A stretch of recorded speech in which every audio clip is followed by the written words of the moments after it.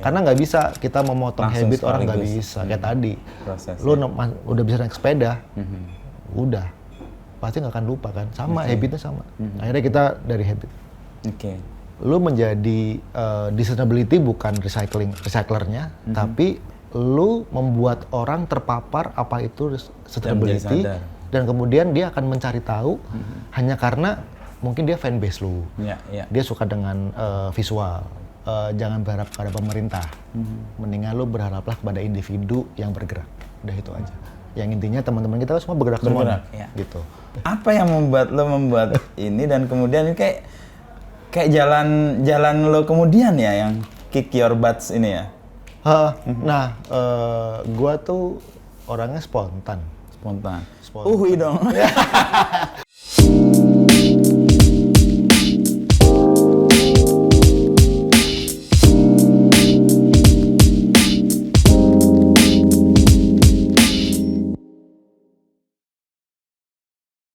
Ya udah 2020 lah baru kita dapat sedikit cahaya gitu. Dan kalau dapat cahaya kita ketemu tuh 2020 kan di tempatnya Farid. Betul, itu. Pertama kali ketemu. Gue bawa satu produk yang awal banget itu, yang sekarang gue tinggalin lagi. Gue tinggalin karena menurut gue formula pertama gue itu gue nggak bisa ngolah lagi barang gue. Gue tinggalin. Akhirnya gue gunakan. Kalau itu sebagai hobi fine, tapi kalau itu sebagai produk atau industri kayaknya nggak wise aja. Ketika udah jadi, lu cuma bisa hancurin aja, jadi kan basicnya ada campurannya. Nah, kalau yang ini, lu bosen, gue masukin shredding langsung di press bisa. Oke. Bisa jadi produk baru lagi. Iya, kalau dari puntung ke sini kan ada sekitar 6 sampai 5 sampai 6 step. Kalau dari sini kita mau bikin produk baru lagi, udah tinggal di shredding. Oke. Gitu. Dan yang menarik lagi tuh bulan apa kemarin? Juli. Kita testing produk kita pakai mesin plastik, pengolahan plastik konvensional, bisa. Oh iya. Tapi sebelum jauh ke situ, perjalanan lu gimana sih nih sampai, lu kan arsitek ya, studinya. Lalu sekarang membidangi sesuatu yang mungkin agak nyimpang atau mungkin pasti ada korelasinya, dan riset terakhir Kompas itu 50% lebih anak-anak kuliah itu menyesal dan mengaku salah jurusan. Apa lo merepresentasikan era itu atau generasi itu atau anak-anak gitu? Tapi jujur sih, ketika dulu gua kuliah, gua gak ada referensi. Gua dari Cilacap kan.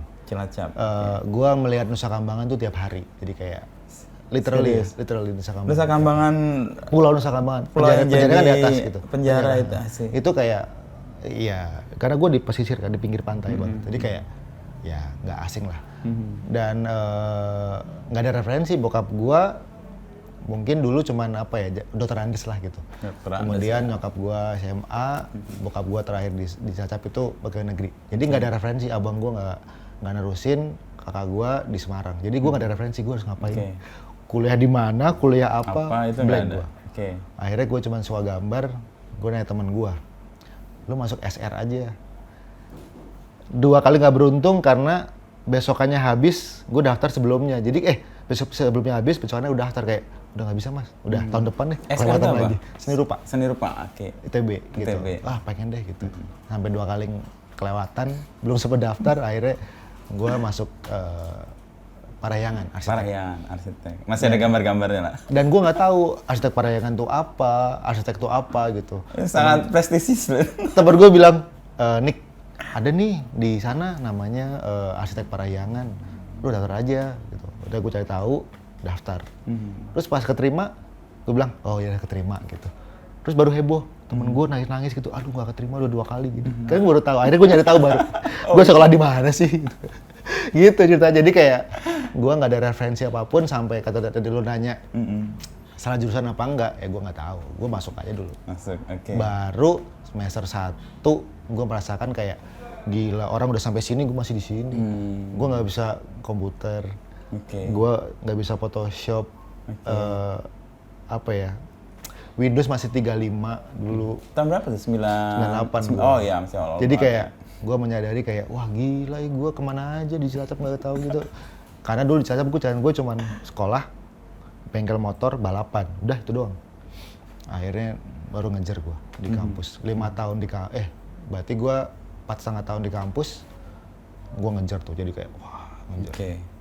Itu sih. Jadi kayak arsitek buat gua nggak salah jurusan sih gua. Nggak salah jurusan. Oke. Apa yang lo dapat dari, kan kayak lo masuk ke sesuatu yang tadinya lo nggak tahu secara keseluruhan ya, tapi lo menemukan apa setelah lo geluti? Kan agak tertinggal juga di awal. Dengan ketinggalan gua tuh, gua kayak, nah ketemu teman-teman gua yang aneh juga. Arkif, lo kenal Arkif? Itu satu jurusan sama gua, Guntek, yang tag timnya Isa Hening. Dia kemudian siapa lagi ya? Banyak Didit Ikat. Kemudian Iwet. Kemudian beberapa seniman banyak di sana. Dan yang paling gongnya tuh dosen gua aneh-aneh. Oke. Zaman gua itu, dosen gua itu, gua masih ngedapetin almarhum Pak Ahyar. Pak Ahyar ya. Pak Ahyar tiba-tiba datang pakai baju beskap lengkap. Beskap Jawa. Lengkap sama keris-kerisnya. Oh, yang gitulah, tahu. yang bludru itu. Saya nanya, Pak abis kondangan? Enggak, dari rumah. Iya. Kok lengkap amat? Mah nggak boleh? Iya juga sih. Oke. Berikutnya lagi dia pakai baju silat gitu. Jadi saya mikir kayak, wah kayaknya ini menarik nih. Saya dulu cuma menyerap doang sih. Saya nggak ada counter kayak, oh ini yang keren mana yang enggak. Pokoknya gue serap semua. Serap semua. Karena keanehan-keanehan yang lo temuin. iya, ternyata itu ngebentuk gue juga kayak, oh menurut gue lo arsitek, tapi kenapa lo harus rigid gitu. Harus patternnya clear iya, yang ini gitu. kan lo arsitek nama sebuah profesi ke depannya. Keilmuannya kan lo bisa terapin kemana aja. Wah boleh juga. Terus ada Pak Abang yang selalu datang pakai baju denim selalu. Dia dulu kita selalu adu argumen ketika dia bilang pensil ujung jiwa. Terus keluar Wacom. Pak, ini ujung jiwa nih. Enggak dong. Tapi kan lu juga dari sini tetap aja argumen. Oke Pak, gitu. Tapi sekarang pas main ketemu terakhir kayaknya iya sih, ya. Pokoknya tangan lu ujung jiwa berubah, maju dikit. Pensil tapi maju dikit. Ya gitu. Jadi pola pikir dosen, lingkungan, senior itu yang gua serap semua, yang kemudian kayak gua gimana nggak tahu kenapa gua kayak ngebentuk gua secara keseluruhan. Ya. Kayak orang bilang lu nggak salah jurusan, enggak, gua nyaman kok di sini. Banyak hal yang baru yang jadi kayak ketemu cracking ketika gitu jalan loh. itu ya. Jadi gue nggak merasa salah jurusan karena gue merasa benar terbentuk di situ. Bentuk di situ. 5 tahun. Gue 4 tahun beres, tapi gue stay setahun di situ karena ada satu kerjaan yang gue nggak boleh nggak mahasiswa. Lumayan mas. Manfaatnya. Jadi akhirnya gue kemahasiswaannya. Harusnya kan gue bisa wisuda Februari, gue minta yang berikutnya. Karena ada hal yang lebih besar yang lo perjuangkan. Ada, sayang mas. Oh yaudah. Gitu. Ya, lo maknai kuliah sebagai apa akhirnya? Kuliah, gue tuh nggak pernah bolos kuliah. Karena gue menyadari gue anaknya foto memori. Oke. Gue nggak bisa belajar, gue nggak suka baca. Makanya harus datang di kelas. Betul. Gue bukannya karena rajin, nggak. Karena gue kalau belajar nggak bisa, survival mode gue harus jalan dengan cara ya udah segimanapun lo harus datang. Ketemu langsung nanya. Gitu. Gue harus mendengar sama melihat. Oke. Gue nangkep tuh. Tapi kalau gue harus nggak Dia tahu, membaca. gue harus baca, gue nggak bisa. Oke. Dan nggak tahu, gue lemah di baca sebenarnya. Lemah baca, lemah nulis. Ya udah, gue dateng gitu. Itu yang membuat gue nggak pernah absen, bukan karena gue rajin sebenarnya. Tapi itu siasat gitu, untuk bisa kuliah dengan apa tepat waktu lah ya. Betul, itu kalau ngomongin mana kuliah, ya itu rajin, kemudian kuliah jadi tempat bermain gue. Gue masih bisa pakai celana pendek dulu sekolah. Di kampus. Masih bisa. Kemudian 2 semester berikutnya udah nggak boleh peraturannya. Studio masih boleh ngerokok dulu. Habis itu dikunci-kunci. Habis itu nggak boleh. Masih boleh makan, masih boleh ngapain. Ya dulu benar-benar, wah seru banget ya. Udah beda sama sekarang. Nah sekarang kampus-kampus seni juga sangat rigid tuh. Iya, malam nggak boleh. Kadang kan tim gue yang Vito nih, anak isi Jogja. Ya, jam dibatasi. Oh iya, udah nggak boleh nginep di sana, udah nggak boleh nginep, nggak boleh beraktivitas lebih dari jam berapa, dan beberapa ruangan nggak boleh digunakan selain buat belajar gitu. Ya, gue nggak tahu sih itu kenapa. Ya gue agak khawatir soal ininya sih sebenarnya apa daya kreativitasnya dibatasi kayak orang apa ya kerja rutin aja, padahal kerja atau orang-orang di bidang kreatif kan harusnya lebih. Tapi mungkin itu yang membuat kenapa kalau lu sadarin ya, banyak ruang alternatif di luar kampus. Mungkin itu sisi menjadi itu yang dia nggak dapet di kampus. Dia cari di luar. Kalau yang cuma menerima dari kampus ya udahlah ya selesai. Orang-orang yang tetap resisten untuk itu, dia akan bikin sebuah ruang baru. Bisa ruang secara fisik atau ruang diskusi yang lu ketemu di mana intens gitu. Jadiin apa gitu. Kampus ya udah kelar pas kampus, tapi habis itu melakukan sesuatu di luar. Itu dulu yang gue lakuin juga sih, makanya kita punya namanya selasar gitu. Emang ada selasar yang kita masuk, habis kadang kita nggak ada kuliah pun datang ke kampus. Karena keseruannya itu banyak hal yang kita nyampah doang obrolannya, tapi ternyata 1-2 tuh pasti nyelip. Ada aja yang kemudian jadi project. Itu kacau itu. Ya, kayak gitu-gitu loh sih. Oke, arsitek kelar. Nah, terus sekarang kan sekarang desain ya, lebih ke desain. Ya, gue sebutnya apa ya? Kreatif studio lah. Gue ngerjain 3-dimensional objek sama 2-dimensional gitu. Apa namanya? Ya, orang bilang produk, tapi kita juga nggak membuat sebuah produk sampai detail. Ya, langsung gue bagi aja gampangnya. Ini sampai dua sayap nih. 3-dimensional, 2-dimensional. Tapi majority 3-dimensional sih. Studio kreatif. Nah gue kenal lo kemudian lebih intens kan lo kirim beginian ke rumah gue nih. Pas pandemi kemarin. Itu awal banget tuh. Berarti lo riset pertama yang gue kirim. Riset pertama. Masih di meja kerja gue dan jadi tempat ini nih. Pen segala macam gue taruh gini. Apa yang membuat lo membuat ini dan kemudian ini kayak jalan lo kemudian ya yang kick your butts ini ya? Nah, gua tuh orangnya spontan. Dong. Baru gua tuh nahan itu. Gua bilang nggak ya? Om Komeng ini yang nggak tahu nggak kerasnya nggak ya? Tahu semua pasti kan. Jadi itu spontan, tapi dilatari dari kayak karena kita itu studio produk lah, kita mencipta. Gue pengen studio ini mengeluarkan lini produk. Tapi pas 2018 gue menyadari kayak kalau kita cuma jasa, mau sekuat apa lu menyediakan jasa. Akhirnya 2019 gue ngobrol sama istri gue. Ya udah cari sesuatu yang jadi secret weapon lah. Atau signature lo gitu ya? Iya, akhirnya kita mencoba beberapa lah, dari cup plastik, puntung rokok, kertas, cup kertas, abu, gitu. Elemen itu kan ada di depan semua, ruang seketika. Ruang seketika tuh ruang tamunya kita sebenarnya. Nah, tapi semuanya kita kerucutin di puntung, karena kita cari nggak ada yang ngolah. Puntung, kalau plastik banyak, kertas banyak. Akhirnya kita puntung, gitu. Wah nggak ada nih, harusnya kan nggak ada referensi ya, nggak ada, terus nekat. Ya setahun kita kayak nangkep angin aja mas. Karena nggak dapet apa-apa. Nggak dapet apa-apa. Dan mungkin nambah 3 bulan lagi kita give up kali. Untungnya kayak dari lab kita dulu berlima, terus 2 mundur, tinggal bertiga dari 2020. Kita bertiga, Abi, Audi, saya bertiga. Masing-masing punya role yang emang komit gitu. Abi anak DKV, chemical engineer sekarang. Audi paling bener, dia Polman Swiss Manufacturing, lulus langsung tawarin, mau bantuin nggak? Oke. Saya bagian desain, marketing sama ya coba bisnisnya lah. Gitu. Jalan sampai sekarang dari 2020. Yang kemudian kita menemukan biopolimer. Kenapa biopolimer? Ya gampangnya tuh plastik dari sumbernya itu tumbuhan. Gitu, karena kan filter itu tuh plastik, tapi dari tumbuhan. Nama ilmiahnya tuh selulose asetat.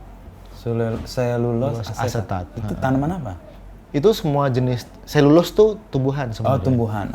Kalau ngomongin kayak tumbuhan yang diasamkan. I see.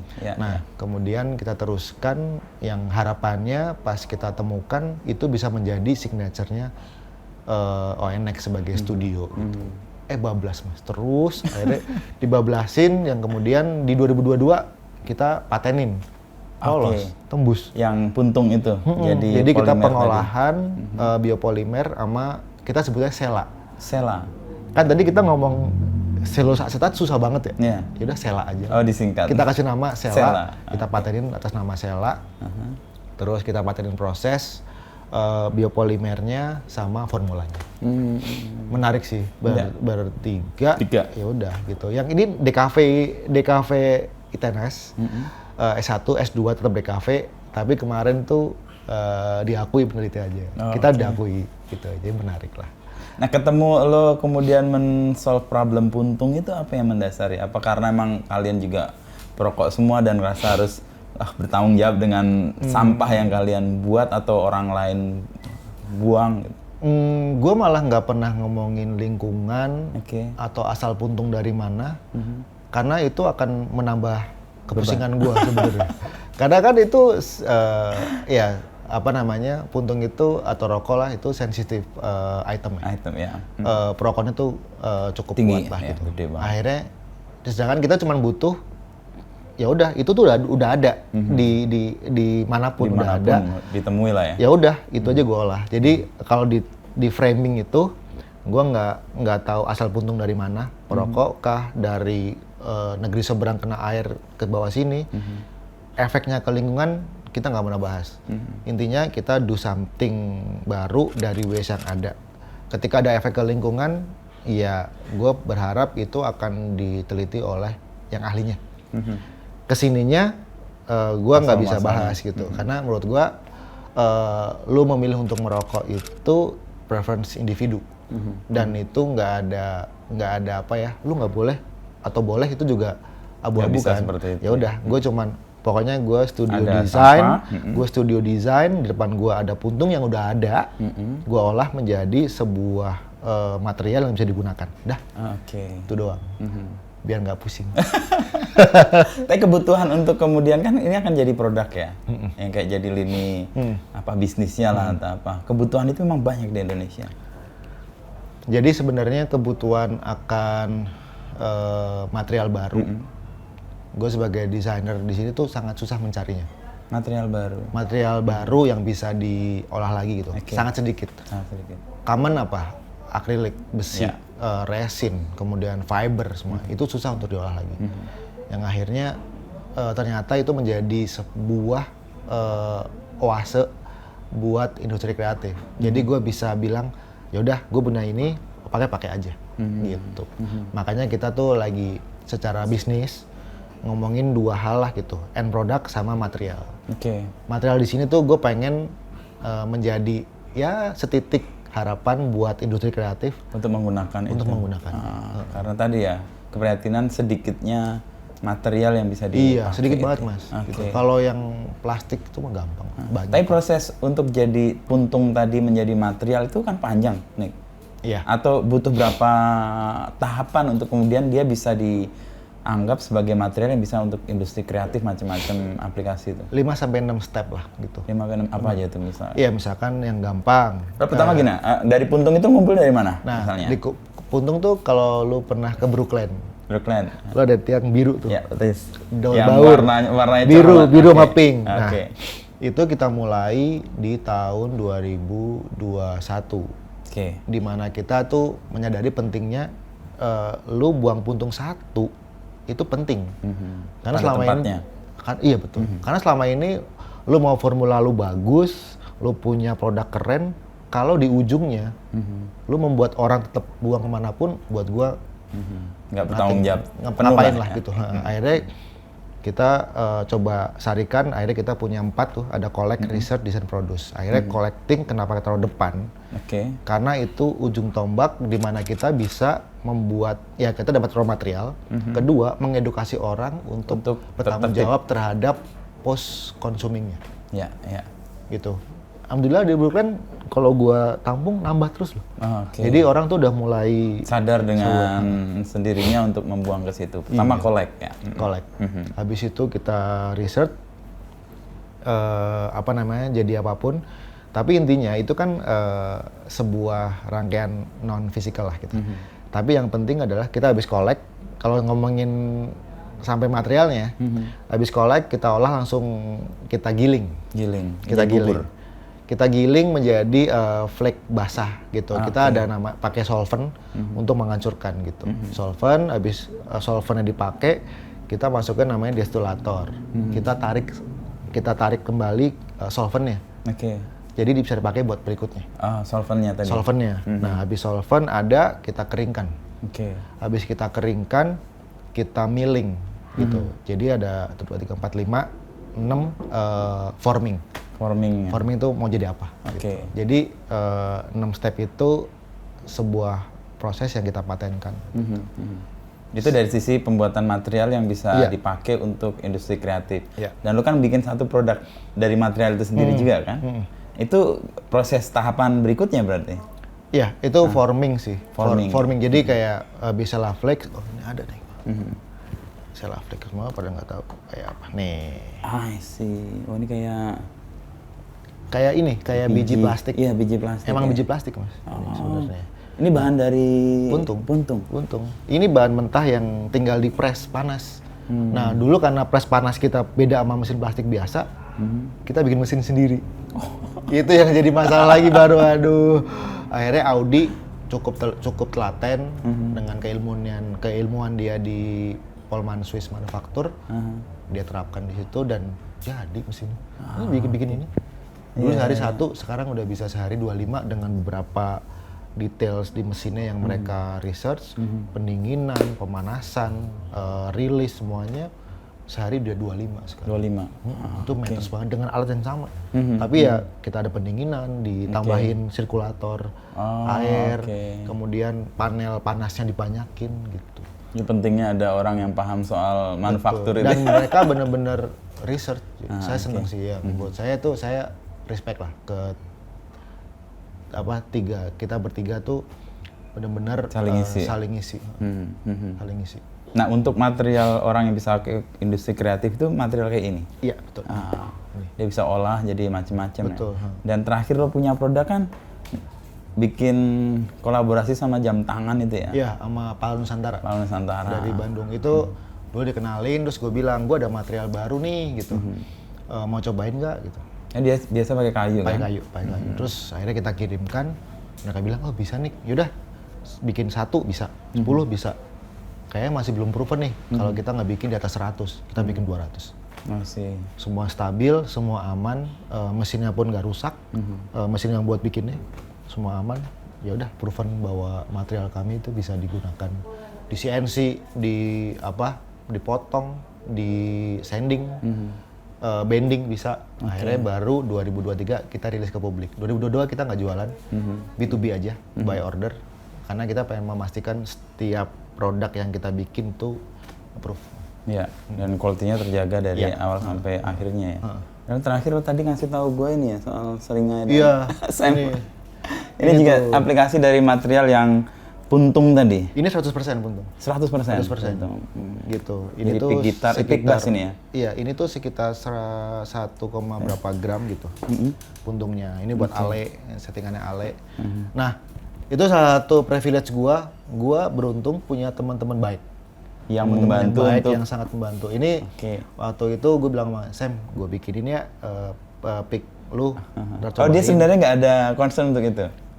Dia orang pertama kalau di Instagram gua ada video. Dia VO-nya, Sammy.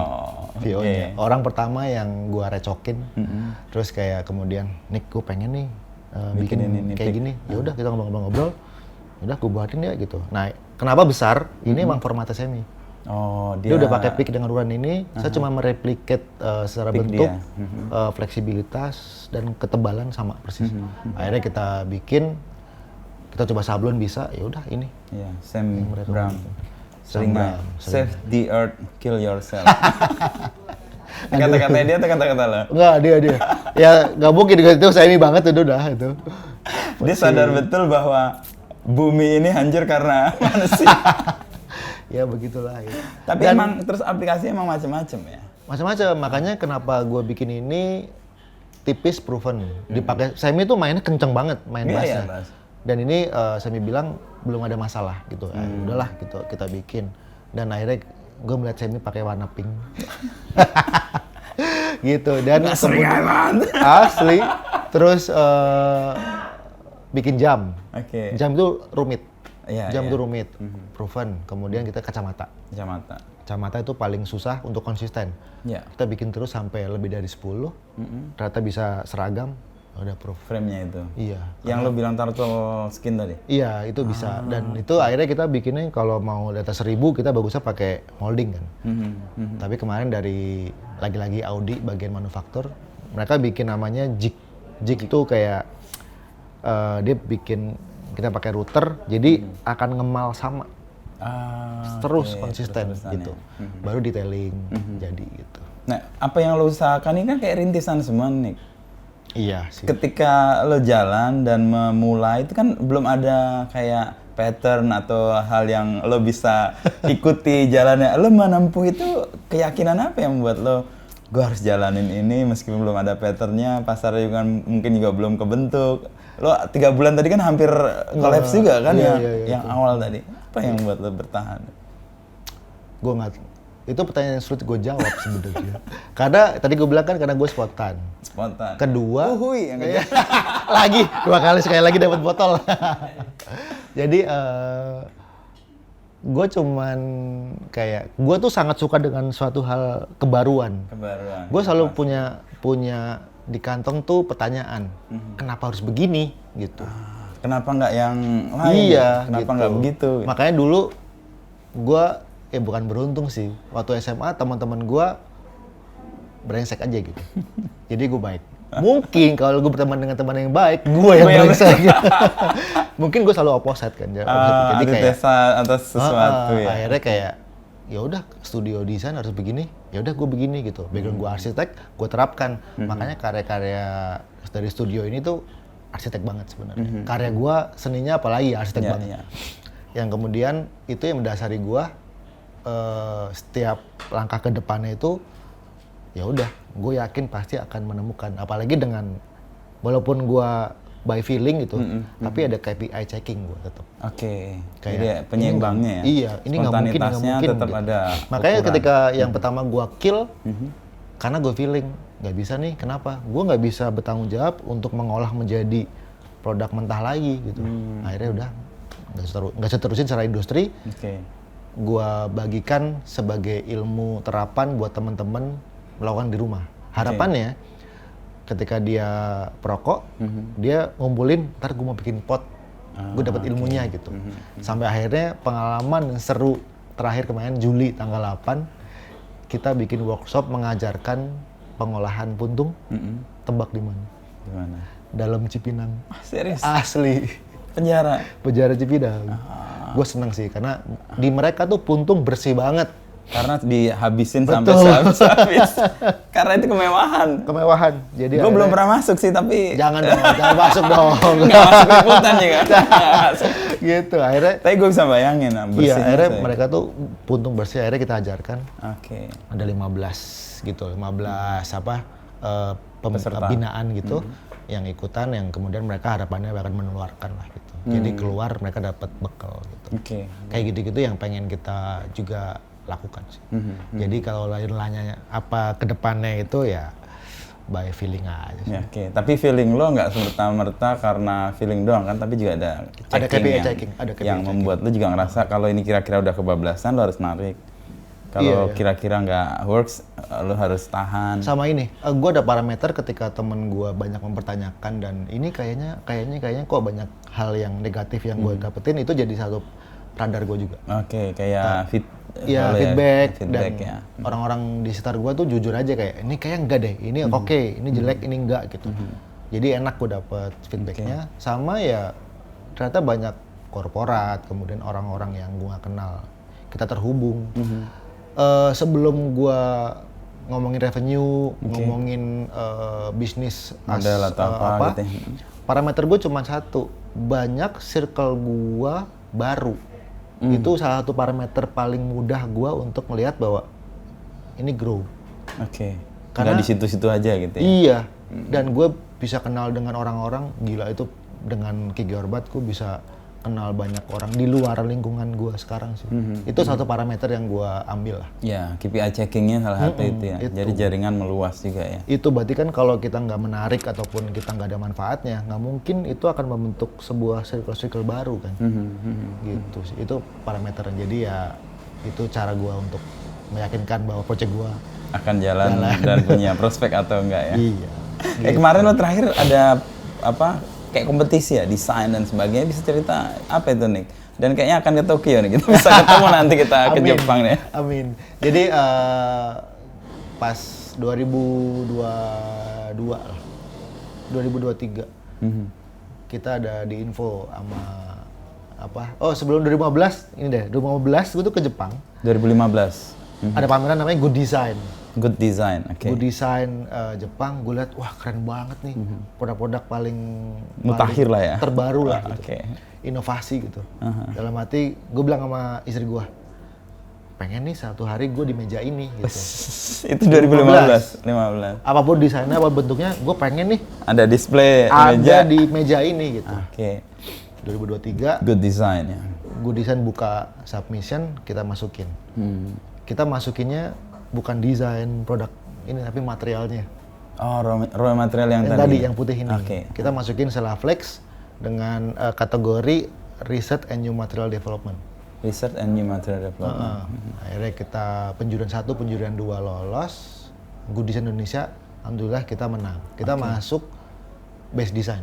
Best Design. Best Design. Dan di situ ada jurian orang Jepang. Mereka ternyata sangat curious dengan material ternyata. Okay. Material. Mereka suka banget kayak gini dan mereka mau ini dari puntung. Iya. Bisa ini. Iya. Wah, mereka tuh interest banget kayak apa.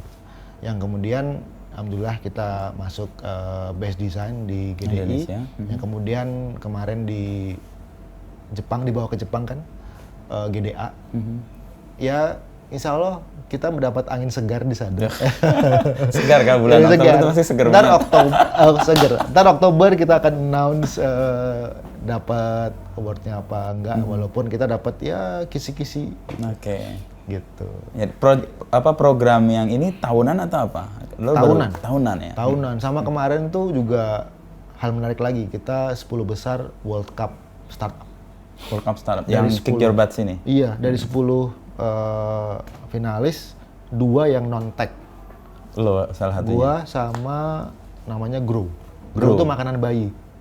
Okay. Yang ternyata tuh anak gua dulu makan itu juga. Jadi gua ketemu gini-gini dan pas gua liat presentasinya gila keren banget. Tapi bukan dia yang berangkat. Karena kalau menang kita berangkat ke Silicon Valley. Oh, untuk mengembangkan bertarung lagi untuk mendapatkan $1 juta. Menarik ya. Belum rezeki. Belum rezeki. Tapi itu pengalaman baru lah buat gua pribadi, buat Kick Your Butt secara ini ya, secara organisasi. Sebagai nama apa sih, gue selalu terganggu tuh Kick Your Butt sih. Kayak gue pengen nendang pantat. Jadi baru kali ini gue bisa ngomong Kick Your Butt secara legal.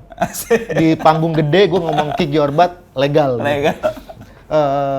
Dulu, nah gue nggak tahu kenapa suka banget dengan sesuatu yang strong, terus apa ya, rebel gitu loh. Itu nama lo juga dipakai iya. Kan?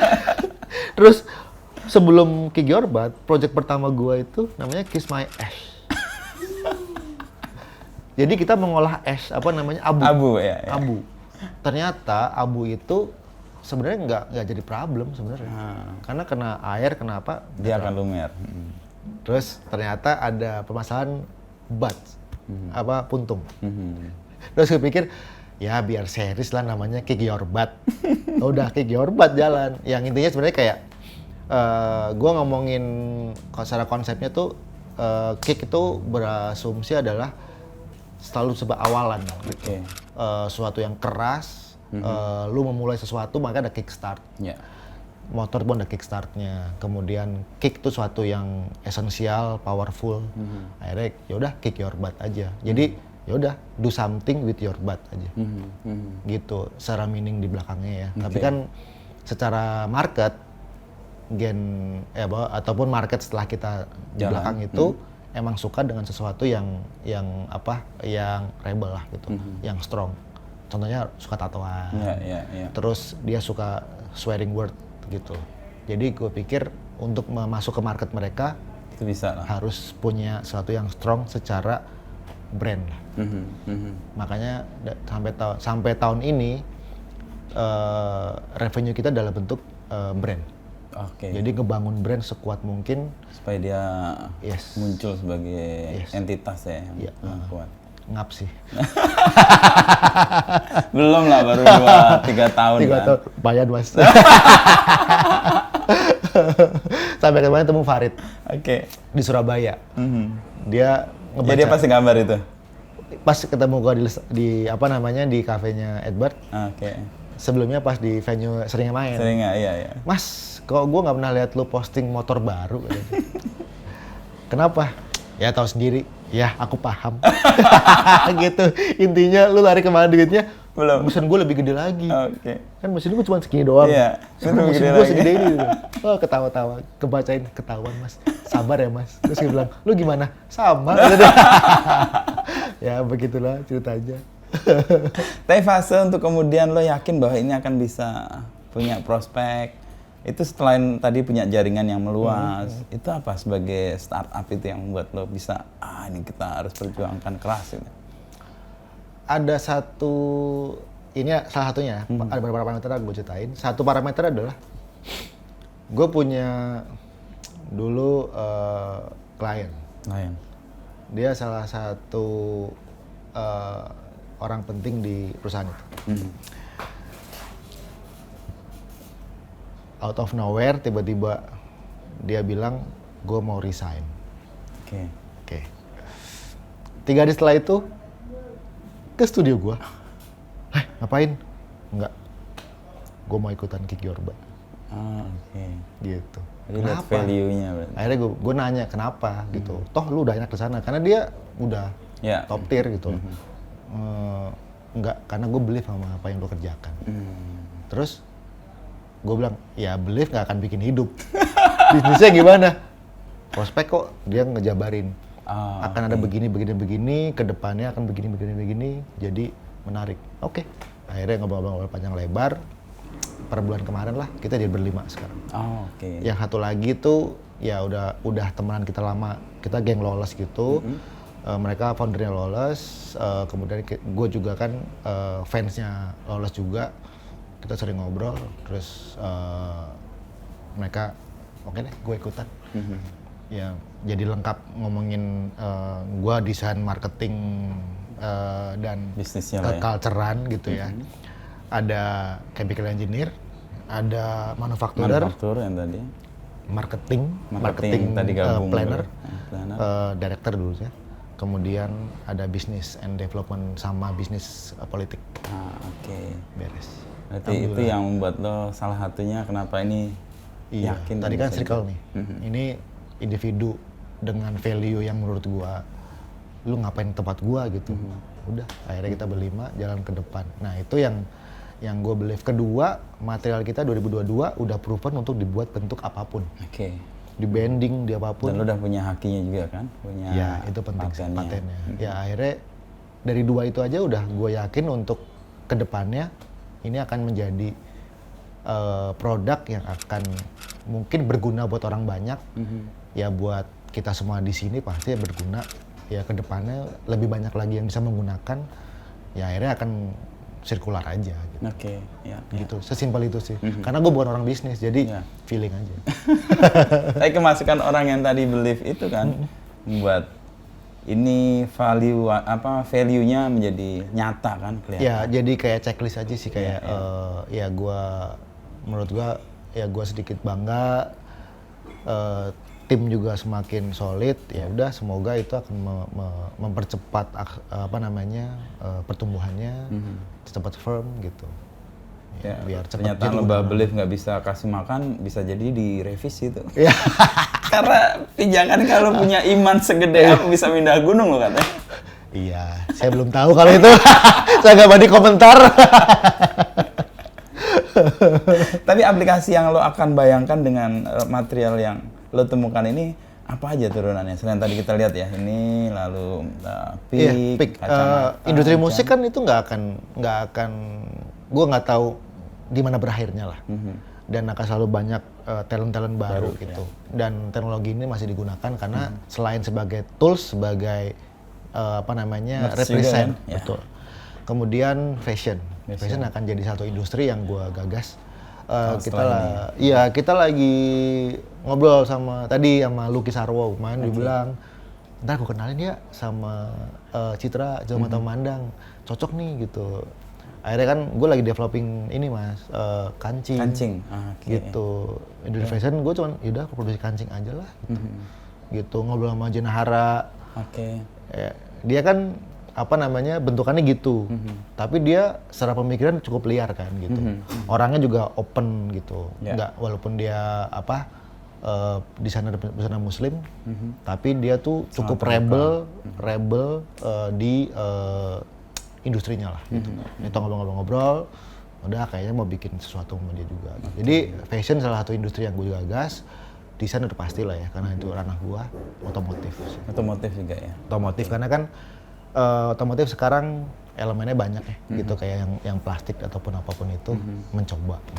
Masuk ke situ ya. Iya, 3 elemen itu yang mungkin akan kita tahun depan akan digas. Tipis-tipis atau gasnya tebel nih? Kalau bisa langsung gas mas, sampai standing mas, ngek gitu. Langsung geblak ya mas. Ada pertanyaan umum sih sebenarnya, tapi lo mungkin bisa menjelaskan. Orang kan mengatakan nih produk kan recycle ya dari bahan yang sudah nggak kepake. Tapi kenapa kok harga lalu secara ekonomi nih kok malah lebih mahal? Iya, pertama karena itu volume lah gitu, paling gampang lah gitu. Itu hal baru, udah pasti alatnya kita secara create sendiri. Kemudian kalau kita produksi massal akan lebih murah kan, itu logikanya. Ketiga, kita tuh harus memproses bertahap. Dari mulai waste. Kalau dinetralkan. Ini konsep spesifik di Kikirbat aja ya. Dari mulai waste kita netralisir, puntung netralisir, nikotin, tarnya semuanya, baru diproses menjadi bahan siap diolah. Itu udah 2 step. Baru diolah lagi. Habis diolah jadi end product. Gitu. Beda kalau material yang sudah tersedia. Dia tidak melalui 2 atau 3 tahap sebelumnya. Betul. Dari waste, dinetralisir, terus kemudian diolah lagi, jadi mentah, baru di end product.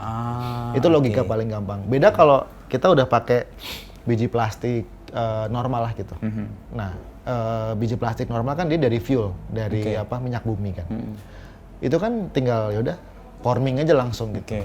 Jadi stepnya 2 gitu. Kalau ini kan kita berbalik. Ya misalnya nih jadi biji. Apa kita menyebutnya nih? Sela flex. Sela tadi ya. Sela flex tadi. Seksi ya. Jadi ini untuk menjadi ini dia harus 3 tahap sebelum atau sebelumnya itu udah harus dinetralisir sampai siap untuk diolah menjadi ini kan. Jadi kebayangnya tuh, kecuali kalau kita dapat satu puntung udah ready ya misalkan gitu, ya udah tinggal di 5 proses ke depan kan. Kalau kita dapat dari lapangan gitu kan, kan itu macam-macam. Dipisahin dulu abunya, dipisahin dulu filternya gitu. Kecuali lo dapat semua dari LP tadi. Ya. Agak bersih tuh. Iya sih. Artinya satu jawaban gue tangkap bahwa prosesnya menjadi lebih panjang meskipun lo pakai material yang udah nggak kepake misalnya. Iya. Itu butuh waktu, butuh alat, butuh sesuatu yang sifatnya orang nggak ngeliat nih. Jadi material ini. Iya. Jadi dia mendahului tahapan sebelum kalau orang biasa pakai biji plastik biasa. Soal lain apa yang membuat produk recycle atau produk yang diklaim sebagai lebih ramah lingkungan itu kenapa umumnya lebih mahal ya? Karena pertama mungkin kalau dia produksi bisa banyak, mungkin bisa semakin menekan gitu. Ke berikutnya adalah emang mahal itu mungkin bisa jadi brandnya sebenarnya. Dulu tuh udah banyak recycling plastik kan. Kresek kan sekarang udah recycling sebenarnya itu. Cuman kan dulu dia recycling sebagai industri. Kalau di kita sekarang kan recycling kita pengen masuk menjadi lifestyle kan gitu. Buat yang dulu-dulu ini tuh buat hal baru sebenarnya. Cuman yaudah karena gue butuh tas kresek murah, gue nge-recycling dari ember yang udah pecah jadi tas plastik. Nah kalau kali ini kan kita pengen lebih jauh gitu. Kalau bisa budaya reuse, recycling ataupun sustainability itu menjadi lifestyle gitu. Makanya akhirnya brand masuk. Kita bikin sebuah brand value, kemudian masuk ke produk. Harapannya mereka tuh bersustainability bukan karena gue harus menyelamatin dunia, enggak. Ya itu jadi habit gitu. Jadi gaya hidup mereka yang menggantikan gaya hidup yang lama. Iya, karena waktu dulu gue mulai ini, gue bilang, Puntung buang tempatnya dong gitu. Wah susah mas, nggak kedengeran. Tapi ketika mereka tahu gue bawa jam gitu. Ini loh produknya? Produknya, mereka mau loh. Intinya kan mereka tuh bukannya nggak mau, karena nggak tahu aja. Akhirnya ya udah itu gue bangun. Ya udah, sekarang udah kayak, gue terkejut ya. Kayak teman gue bukan perokok, dia bisa sebulan sekali datang ke sini bawa bag gede. Karena tahu lo memanfaatkan itu untuk sesuatu dan yang dia, gue bilang, lu dari mana dapetnya? Iya, gue sering ke beer house ini gitu. Dan di sana banyak puntung dan gue kenal sama pengelolanya. Iya, kumpulin. Itu kan jadi buat gue kayak itu kayak jadi ranger lo gitu. Betul, itu kan jadi seenggaknya KPI tadi checking gitu. Berarti kan seenggaknya gue mungkin boleh nggak untung secara finansial, tapi lo menggerakkan orang. Gue punya feel good bahwa apa yang gue lakukan sekarang sedikit banyak bisa mempengaruhi orang lebih baik. Itu aja. Selebihnya ya semoga bertahan. Kalau untuk bertahan kan banyak faktor kan. Salah satunya kan lo juga naruh kotak untuk bat kolektor. Bat kolektor itu kan di beberapa. Sekarang udah berapa tempat lo taruh? Iya, Jogja ada di tempatnya ada take off, kemudian ada di Agoge. Jogja ada di satu lokasi, sisanya ada di tempat ngopi paling hits katanya itu. Iya. Jakarta yang udah paling gampang gua touch tuh ada di Brooklyn lah. Ada di Brooklyn, ada di 7 Hari. Ada tempatnya Fabian juga yang pizza itu, burger ada. Tapi ya Bandung ada di Jumaju, ada di Cozy, beberapa tempat gue lupa dimanapun. Tapi gue sekarang mau gue ini lagi, gue tajemin lagi dengan KPI checking yang lebih akurat. Ternyata ketika di industri komersil kayak gitu, kan sebenarnya bat kolektor. Dulu tuh orang dari asbak meja, itu buangnya ke tempat sampah general. Itu menurut gue ngerepotin. Kenapa? Karena ketika bercampur dengan tempat sampah general itu susah banget, mahal. Akhirnya gue bikin bat kolektor dari meja dibuangnya ke situ. Iya. Kenapa jadi namanya sebenarnya memberi solusi atas kerepotan lo sendiri kan? Iya. Karena memisahkan win-win solution sebenarnya. Win solution lah, sekaligus lo bikin tempat yang juga secara visual enak dilihat juga. Nah itu buat mereka juga ternyata value juga. Konsumen kebanyak konsumen baru yang datang karena gue kesana aja deh, sama-sama jual kopi gitu. Ada satu market yang emang sustainability banget, die hard gitu. Gue kesana aja deh. Karena gue merasa mensupport sesuatu yang diperjuangkan. Itu kan suatu hal yang intangible kan. Iya, intangible. Tapi kan nyata gitu. Kayak tadi temen gue. Ini KPI cek lagi nih. Betul, itu yang membuat gue tetap jalan gitu. Kan nggak bisa gue jelaskan secara, gue feeling, yaudah deh gimana caranya gue naruh sesuatu yang value-nya juga dua arah. Ya, nggak buat lo doang tapi juga buat orang lain yang kunjung ke situ ya. Gitu. Umumnya berapa hari sekali mereka mengumpulkan lalu ngontak lo atau mereka inisiatif kirim gitu? Nah, kalau datang ke sini, lo boleh makan dan minum gratis di seketika. Gitu, bawa satu bag. Ada teman gue. Kemudian mulai gue bikin cargo bike. Kita pengen bikin 2 program, bike routing sama bike checkpoint. Jadi kayak contoh di Brooklyn, gue akan setiap minggu pertama gitu. Ngambilin? Enggak, gue diem di situ. Diem di situ. Harapannya orang-orang yang udah ngambilin radius 2 kilo, datang ke situ aja.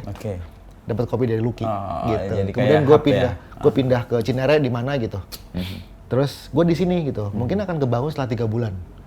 Nah, kemudian yang routing, gue lagi piloting sama Kopinako. Kopinako tuh sekarang udah ada 40 cabang. Jakarta around 20-an lah. Akhirnya kita akan punya program untuk routing setiap hari.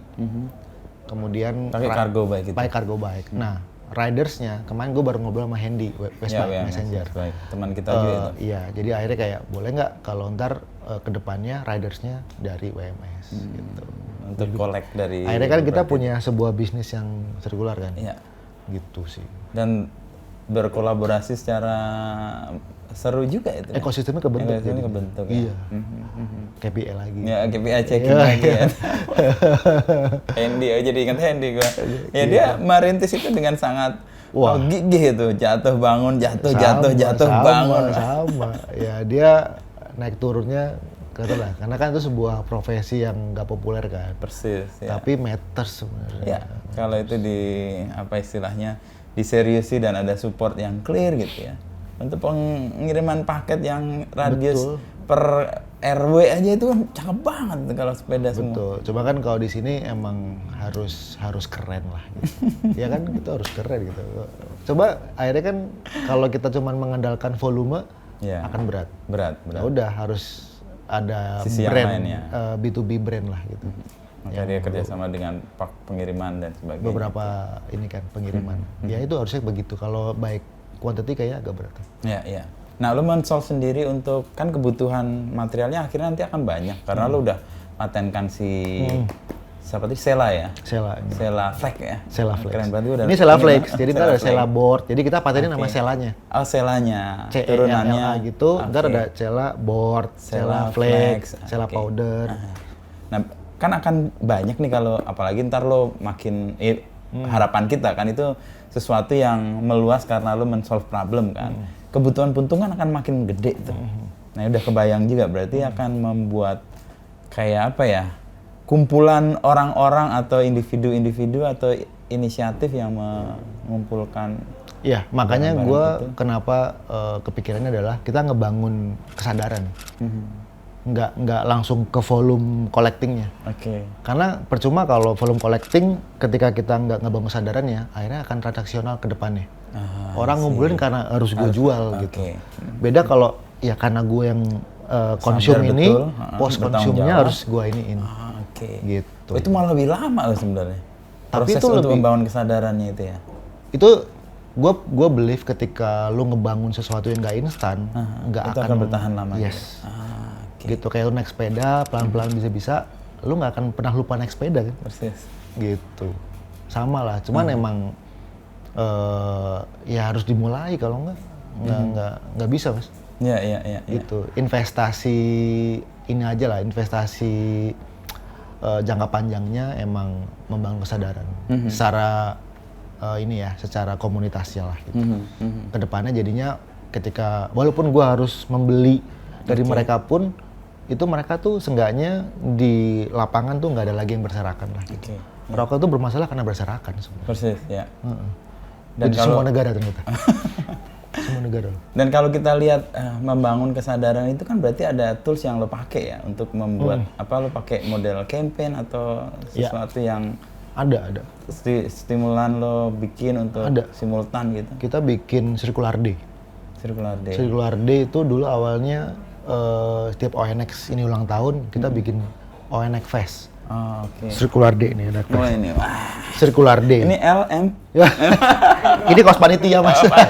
Kos panitia. Gue harus jadi panitia kayaknya. Jadi kita bikin Circular Day, kita sharing apa yang kita tahu.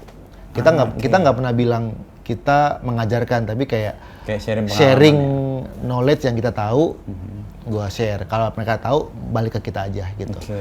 Kemudian kita jadi reguler tiap bulan team up sama Nako, daur-baur yang ada di Senayan Spark itu.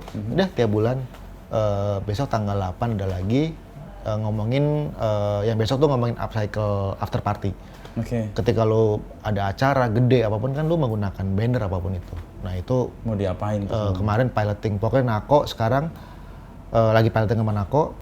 Habis acara gede yang kopi barista champion, bannernya gue minta pakai bahan ini. Nah besok yang ngolah MG dari Stufo. Jadi emang langsung jadi produk lagi, sebagian ke sponsor yang men-support, sebagian lagi kita ajak teman-teman untuk milih lo motong di mana, kayak Fretak. Gitu. Jadi engagement. Nah, tapi intinya Circular Day itu kita konsepnya itu kayak lo antusias, lo pelaku, lo pebisnis, lo investor apapun itu ngumpul di situ, networking aja. Ketemu. Kemasannya entertainment karena ada DJ di situ. Jadi nggak mau kayak apa serem gitu. Sustainability kan selalu Iya, kesannya kayak gua berhadapan kalau dengan iya monster kan, yang nggak- karena gini, sustainability selama ini yang gue lihat ya formatnya, kalau ngomongin pertemuan panggung lebih tinggi, Lalu yang lain dengerin. menjajar, dengerin, itu buat gue kayak gue berapa kali kan datang kayak kayak enggak deh. Kenapa harus begitu? Pertanyaan lo setiap ketemu semua Iya, tuh kenapa? kan? Akhirnya yaudah kita bikin Sesuatu orang yang datang lain. party dulu, di party kita tiupin aja kayak gitu aja. Oke, jadi efektif sih. Gue sering kali mendapati sih ketika lo membangun kesadaran, lo harus masuk dari pintu yang mereka suka dulu. Betul. Heeh. Dulu orang waktu satu klien gue bilang, Nick bikin dong standing ashtray biar orang tuh habis rokok buang sampah di sana. Orang udah duduk, paling gampang gimana? Gini kan, ke bawah. Akhirnya gue bikin di 2020, 19 akhir 2020 sebelum pandemi, acara terakhir musik, salah satu musik berlogo A aja, musik berlogo A. Itu gue bikin namanya floor ashtray. Lu boleh buang dimanapun. Dimana aja, oke. Boleh, buang dimanapun, bebas. Karena bawah lu asbak. Oh, lo bikin Baru abis itu diberitakan bahwa lu tahu nggak yang bawah lu asbak, dengan lu buang ini, gini, akhirnya pelan-pelan orang tuh, oh gue deketin lagi asbaknya yang biasa gitu. oke. Karena nggak bisa kita memotong Langsung habit orang nggak sekaligus. bisa kayak tadi. Prosesnya. Lu udah bisa naik sepeda, udah pasti nggak akan lupa kan. Sama habitnya sama. Akhirnya kita dari habit. Oke. Dan circular day yang tadi gue tanya kan itu bagian dari upaya lo untuk Salah membangun satu. kesadaran kan ya. Salah satunya. Dan masuk dengan apa yang mereka suka atau apa yang bisa mereka terima, baru lo ngasih insight atau beberapa poin yang mereka bisa berjaring. Iya. Gue jadi inget di ini tahun 2000 berapa ya, 18 atau 17, gue tuh ke Inggris, ke London. Di sana itu ada Saturday market gitu. Dia model, tapi ini lebih ke social enterprise gitu ya.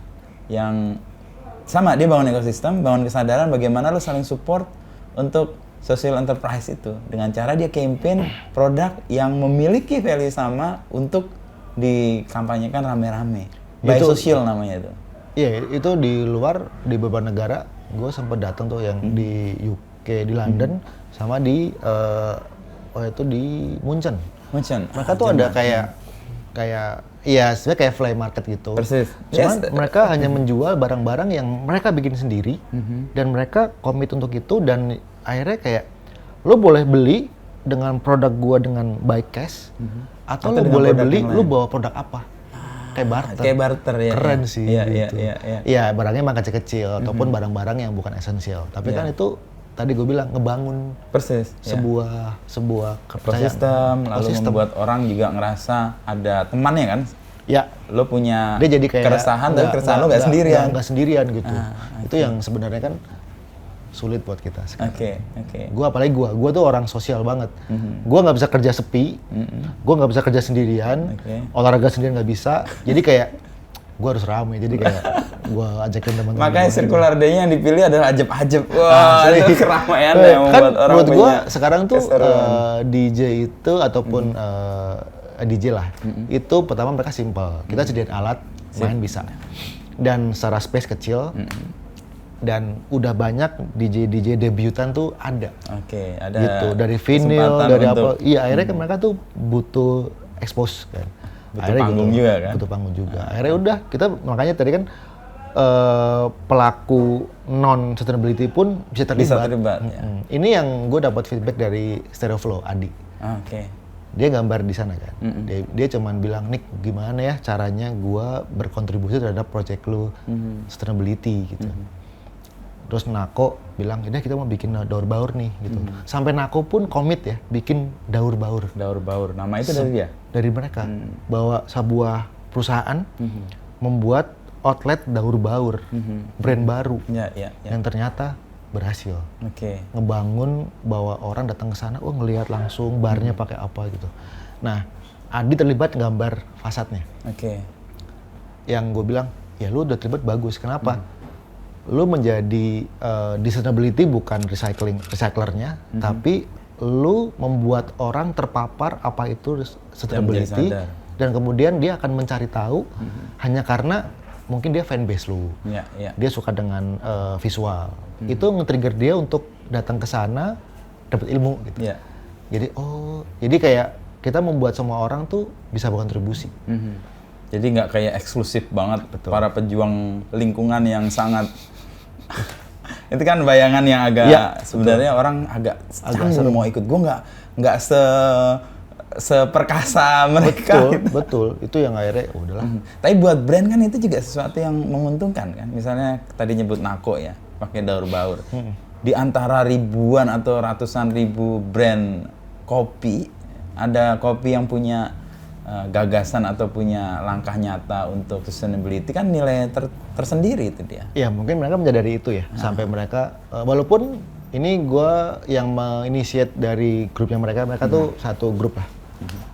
Satu namanya Robert gitu, dia bilang, Nick, gue pengen ini gitu. Ya manajemennya nggak langsung menerima kan, kayak apa untungnya kita bikin itu gitu.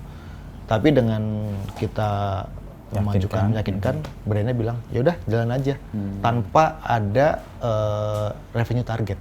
Oke, untuk project itu. Tapi kita ya udah pokoknya by brand harus kuat gitu. Udah jalan, ya surprisingly bertahan. Secara bisnis bagus. Ternyata itu udah dibilang. Orang datang karena gue kesana aja deh. Iya, karena dia punya sesuatu yang gue perjuangkan juga. Itu ternyata ya itu akhirnya kan komplimen dari juga, checkpoint gue yang kecil itu jadi satu checkpoint besar kan. Gitu. Berarti sebenarnya orang tuh mau bersustainability. Cuman tinggal gue harus kemana ya gitu. Dan ditunjukkan sebenarnya ketika kita berkontribusi kayak tadi dapat puntung tapi lo dapat produknya jadi kayak gini. Gue mau deh membuang puntung atau setidaknya mengumpulkan puntung ke tempat yang kadang gue tuh bikin ini surprise drop gitu, kayak orang tiba-tiba ini buat lo gitu. Gue ngumpulin, jadi kayak tapi gue nggak reguler, jadi kayak surprise drop aja. Itu juga efek yang kemudian nggak terduga juga kan. Akan bergulir seperti itu kita brand inilah. brand build secara emosional dan strategik juga itu. Ya betul gitu. Sampai kadang-kadang gue bilang ini sampel nih, coba ada satu. Kalau lo bisa ngumpulin segini banyak, ini buat lo deh. Gitu kan, itu sebenarnya win-win solution. Buat gue proven produknya, buat mereka dapat sampel pertama gitu. First prize. Kayak gitu-gitu yang gue coba mainin. Kalau yang dari sampah lain lo pikir nggak? Kan ini kayak tadi nyebut soal kopi ya. Sampah kopi apakah bisa juga jadi material baru? Kopi ground kita udah olah. Kopi ground. Makanya kita punya series namanya Waterpark gitu. Itu kan ampas kopi namanya PUCK kan. Jadi kita bikin namanya kayak kick Jerman. Iya, makanya gitu. Jadi semua series yang dari kopi akan namanya Waterpark gitu. Ntar akan rilis sama Nako di Oktober.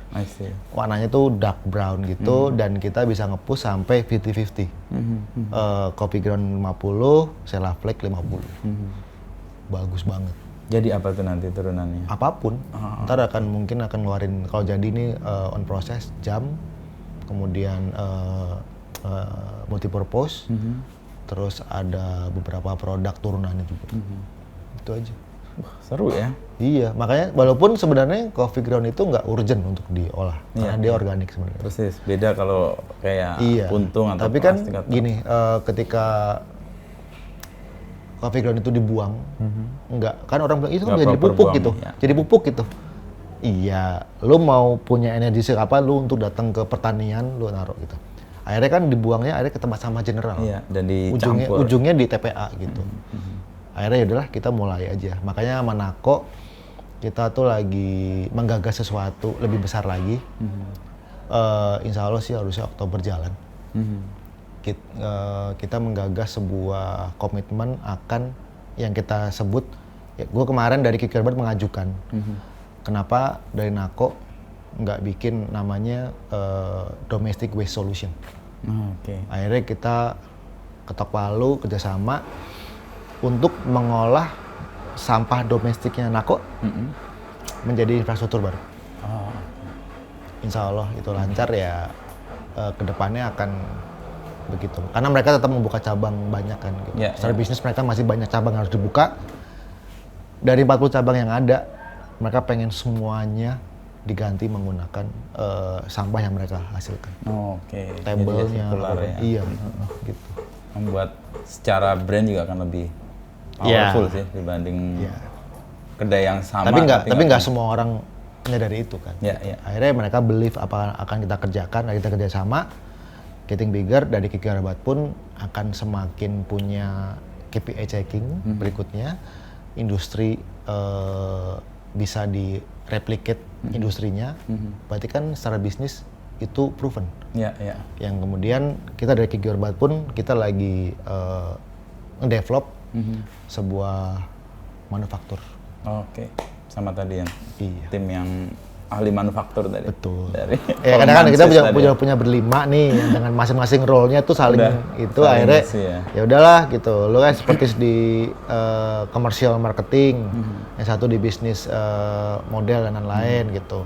Lo udah berhasil bikin Lawless maju nih, sekarang bikin gua dong gitu. Akhirnya oke, ya jalan. Iya, iya, iya.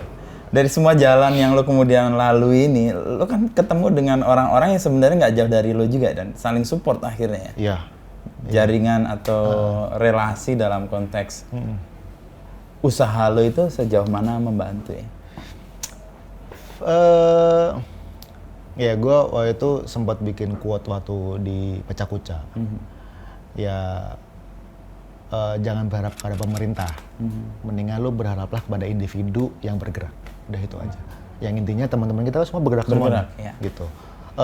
Pemerintah akan kita udah bikin ini, udah nih, gitu. Ya. Daripada kita ngarepin, mendingan kita gerak individu aja. Karena individu satu gerak lebih baik dibanding lu nungguin kelompok gede bergerak, lu ikutan gitu. Udah sedikit aja. Makanya tadi gue bilang satu orang buang puntung satu aja itu matters. Yang kita harus bilang, lu matters lo gitu. Selama ini nggak ada yang bilang bahwa, ya Itu elah, penting ya. gitu. Kemudian, iya, gue percayalah gitu. Ya kita kan semua plural lah gitu. Lu boleh brengsek, tapi seenggaknya lu berguna gitu. Karena kalau lu udah baik, ya pasti berguna lah. Iya, paling tapi nggak udah brengsek Kalau nggak berguna ya. Seenggaknya lu berguna lah gitu.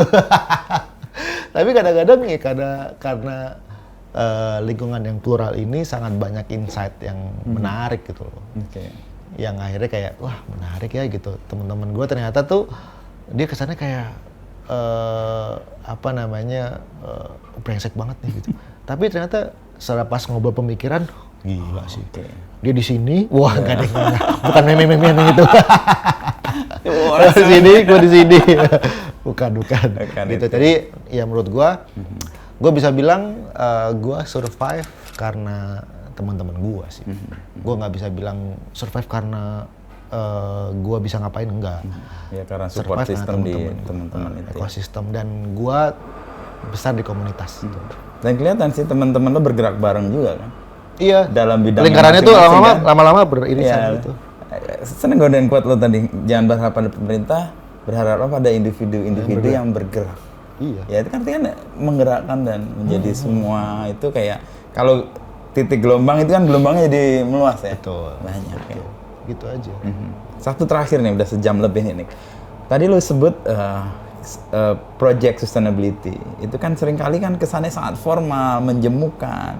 Apa kritik lain lo terhadap sustainability yang kayaknya Kak, kesadaran akan itu nggak tumbuh ya? Dan lo sudah melakukan sebenarnya dengan cara tadi Circular Day dengan pendekatan yang sangat berbeda dengan pendekatan orang mau memperkenalkan sustainability selama ini. Oke, sebelum gue jawab, gue butuh checking dulu. Lo pertama kali tahu sustainability kapan? Mungkin sangat intens itu 2019. Oke, berarti kan baru-baru aja kan? Baru-baru aja. Ya. Secara lo sebagai sebuah figur yang ngayap kemana-mana gitu. Iya.